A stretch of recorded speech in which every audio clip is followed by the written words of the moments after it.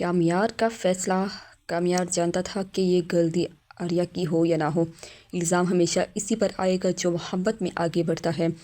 इसने ठान लिया कि वो आज घर जाकर खुलकर अपनी माँ से बात करेगा। जैसे ही वो घर पहुंचा, इसने बगैर किसी अम्मी को बोला, मैं आर्या से शादी करना चाहता हूँ, आप इसके घर में मेरा रिश्ता लेकर जाइए। सुनते ही इसकी माँ के चेहरे पर गुस्सा साफ दिखाई देगा। तुम पागल हो गए हो, तुम इस लड़की के लिए अपनी ज़िंदगी बर्बाद करना चाह रहे हो। बाप भी वहीं मौजूद था। इसने तेज़ लहजे में कहा, गलती चाहे इस लड़की की हो या ना हो, मगर तुम्हारे बेटे की ज़रूर है, वही इसके पीछे पड़ा हुआ है। कामयार आहिस्ता मगर मजबूत लहजे में जवाब दिया, मैं ये नहीं जानता कि गलती किसकी है, लेकिन मैं ये जानता हूँ कि आप लोग इसके घर रिश्ता लेकर जाएंगे। इसकी माँ ने इसे बेशुमार दलीलों समझाने की कोशिश की, मगर कामयार अपनी ज़िद पर कायम रहा। आखिरकार माँ ने एक ठंडी सांस लेकर कहा, ठीक है, मैं रिश्ता लेकर जाऊँगी, तुम फिक्र ना करो। कामयार की माँ की नीयत, लेकिन कामयार नहीं समझा इसकी माँ का लहजा कबूलियत का नहीं, इंतकाम का था।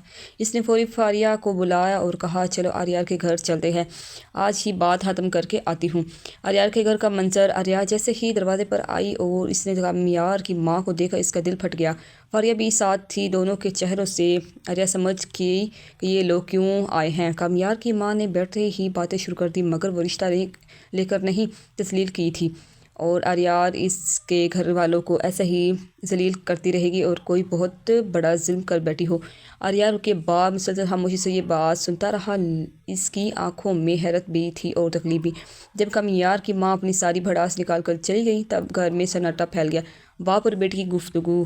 आर्या के बाप ने इसे नरमी से बुलाया और कहा, बेटा, अगर तुम इस लड़के को पसंद करती हो, अगर इससे शादी करना चाहती हो, तो तुम कम से कम मुझे तो बता देती, इतना बड़ा फैसला छिपाया क्यों? आर्या की आंखों में नमी सी आ गई।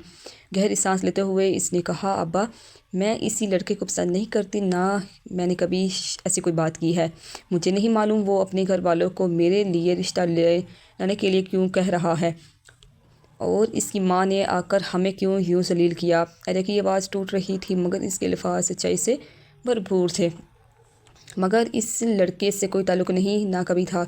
घर में खामोशी फैल गई, और इस खामोशी में सबसे ज़्यादा टूटा हुआ कोई था तो वो था आर्या का दिल। नाज़रीन, ये ड्रामा आपको क्या लगता है, आगे पहुँच पाएगा कि नहीं? अपनी कमेंट का लाजमी इज़हार कीजिएगा। मिलते हैं नेक्स्ट वीडियो में। अल्लाह हाफिज़।